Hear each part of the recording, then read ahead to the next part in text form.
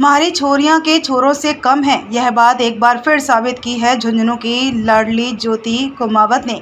ज्योति कुमावत ने दूसरे ही प्रयास में देश का सबसे बड़ा और सबसे कठिन एग्जाम माने जाने वाले यूपीएससी के एग्जाम को क्रैक करके आज आए परिणाम में ज्योति कुमावत ने ऑल इंडिया पर 433वीं रैंक प्राप्त की है, जिसके बाद उनके परिवार में खुशी का माहौल है। मूल रूप से कमालसर गाँव की रहने वाली ज्योति कुमावत का परिवार पिछले करीब 3 दशक से झुंझुनू शहर के चूरू रोड पर ही रहता है।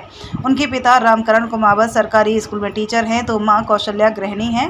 5 भाई बहनों में दूसरे नंबर की ज्योति कुमावत ने पीएचडी भी कर रखी है। ज्योति कुमावत पहले डॉक्टर बनने के लिए तैयारी कर रही थी, हालांकि उनका मन नहीं था। फिर भी परिवार के लोगों के कहने पर उसने सीकर में 3-4 महीने कोचिंग की, लेकिन डॉक्टर की पढ़ाई उसे जची नहीं तो बीच में ही छोड़कर वापस आ गई। इसके बाद उसने यूपीएससी का टारगेट बनाया। पहले प्रयास में पिछले वाले भी ज्योति इंटरव्यू तक पहुंच गई थी, लेकिन यूपीएससी क्रैक नहीं कर पाई। इस बार ज्योति ने घर पर रहकर पढ़ाई की और एग्जाम को क्रैक कर दिया। ज्योति बताती हैं कि यूपीएससी क्रैक करने के लिए हमारा लक्ष्य क्लियर होना चाहिए। उन्होंने बताया कि बड़े बड़े कोचिंगों और एक्स्ट्रा मटेरियल की तरफ युवाओं को नहीं भागना चाहिए। प्रीवियस ईयर के पेपर और एनसीईआरटी को क्लियर करना सबसे पहले टारगेट होना चाहिए। इसके बाद कोचिंग जाते हैं तो काफ़ी कुछ आसानी से समझ आ जाता है। ज्योति ने बताया कि उन्होंने पहले साल दिल्ली में कोचिंग भी की, तैयारी भी की, लेकिन चाहे एग्ज़ाम क्लियर नहीं कर पाए हों, पर यह साफ हो गया है कि यूपीएससी को क्रैक कैसे करना है। इसीलिए उसने दूसरे साल घर पर ही रहकर पढ़ाई की। सोशल मीडिया, टेलीग्राम और यूट्यूब को उसने सिर्फ और सिर्फ अपने एक सहयोगी के रूप में यूज किया। ज्योति कुमावत ने युवाओं को स्ट्रेस और डिप्रेशन नहीं लेना चाहिए, इसके लिए मेडिटेशन भी किया जा सकता है। साथ ही अपने परिवार के ऐसे सदस्य जिसने आप अच्छे से बात कर सकते हैं, उनसे कभी भी संपर्क नहीं तोड़ना चाहिए। नियमित रूप से उनसे बात किया जा सकता है। अक्सर सोशल बॉन्डिंग टूटने के कारण युवा अपनी बात किसी को कह नहीं पाते हैं और स्ट्रेस और डिप्रेशन में चले जाते हैं। ऐसा नहीं होना चाहिए। इधर पिता रामकरण कुमावत ने बताया कि वे बेटी की सफलता पर काफ़ी खुश हैं। वे भी समय समय पर सफल व्यक्तियों की जीवनी अपनी बेटी को लेकर मोटिवेट करते थे। मां कौशल्या देवी ने बताया कि बेटी को पढ़ाई के दौरान कोई डिस्टर्ब ना करे, इसके लिए अलग से कमरा बनवाया जिसमें ही ज्योति ने पढ़ाई की। आज काफ़ी खुशी हो रही है।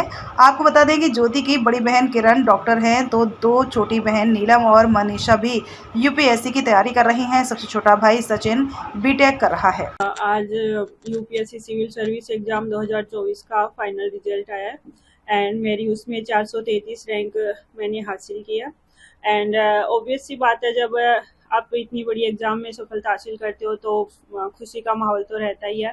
सो मम्मी पापा एंड सभी फैमिली मेम्बर्स बहुत खुश हैं एंड मेरी सफलता में इनका भी बहुत बड़ा योगदान रहा है, तो इनको भी मैं बहुत बहुत धन्यवाद देती हूँ। एंड साथ में आपने कहा कि जैसे बालाजी महाराज का हमारे यहाँ पे ज़्यादा मान्यता है, तो सभी अलौकिक दिव्य शक्तियों का भी मैं बहुत बहुत आभार प्रकट करती हूँ कि उन्होंने इतनी ब्लेसिंग दी मुझे कि मैं इस काबिल बन पाई। सर तैयारी का तो ऐसे है, जैसे बेसिक कॉन्सेप्ट्स आपके क्लियर होने चाहिए। तो प्रीलिम्स के लिए आपको पीवाईक्यूज वगैरह, एनसीईआरटीज वगैरह क्लियर होनी चाहिए। साथ में आपका कोई भी एक न्यूज़पेपर आप जो अच्छा हो, जैसे कि the Hindu and Indian express generally बताते हैं, तो जनरली वही मैंने रेफर किया था, इंडियन एक्सप्रेस को।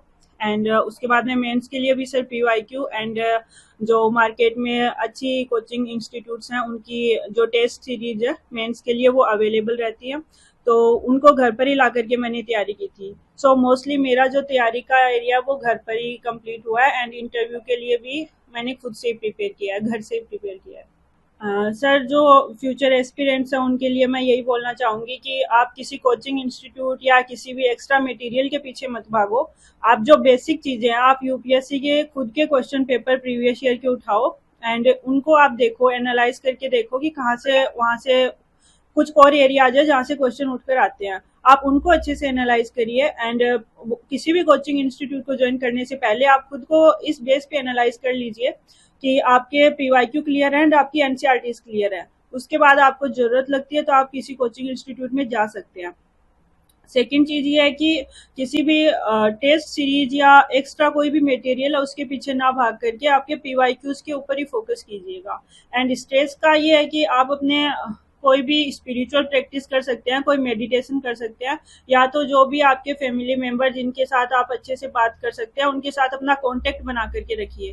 जनरली स्ट्रेस या फिर डिप्रेशन में जाना इस वजह से होता है कि इस तैयारी के अंदर हम जो सोशल जो हमारे ग्रुप होते हैं या सोशल जो बॉन्डिंग होती है वो कट हो जाती है हमारी, एंड इस वजह से हम किसी से कुछ शेयर नहीं कर पाते, एंड ये एक सर्कल सा बनता चला जाता है, तो इस वजह से डिप्रेशन में चले जाते हैं।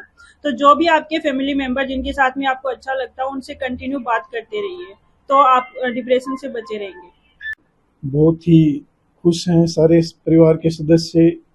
बेटी ने बहुत अच्छी सफलता हासिल की है, 433वीं रैंक मिली है और कई दिनों से इसने कठोर परिश्रम किया है और ईश्वर की कृपा है और इसकी मेहनत और हमारे सारे जो सामाजिक सदस्य हैं, हमारे मित्र हैं, उनकी शुभकामनाओं का परिणाम है और सभी ने हमें बधाइयाँ दी हैं। उनका हम तहे दिल से शुक्र अदा करते हैं, धन्यवाद करते हैं और बेटी आगे और प्रोग्रेस करती रहे, ईश्वर से हम यही कामना करते हैं।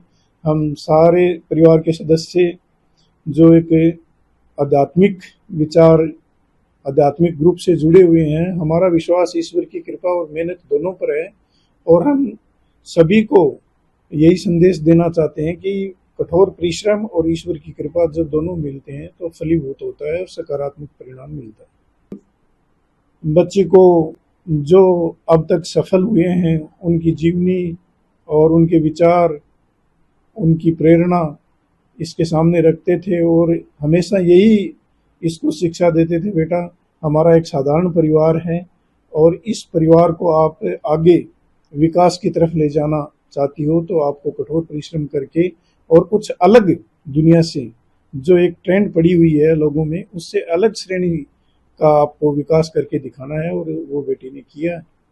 तो हम अपनी बेटी पे बहुत नाज करते हैं, गर्व है।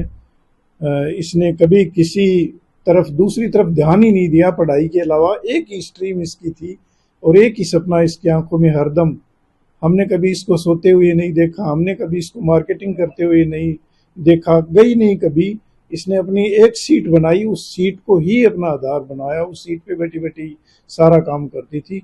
हमारे सारे परिवार के सदस्यों को ये उम्मीद थी और ईश्वर से रोज प्रार्थना करते थे कि इसके मेहनत का परिणाम इसको जरूर देना और वो मालिक ने दिया है।